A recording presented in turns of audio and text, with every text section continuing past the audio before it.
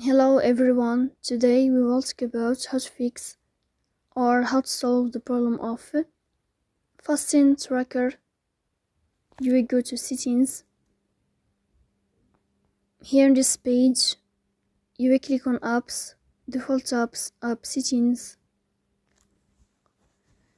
In this page, you will search about fasting tracker and you will enter.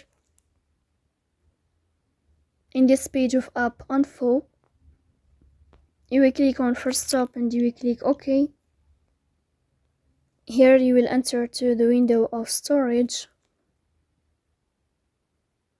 Here you will click on clear cache. Then you will turn off your Wi-Fi and you will turn on your Wi-Fi again to fix that problem. So that's all. Don't forget to support us by like and subscribe. See you next time and thank you for your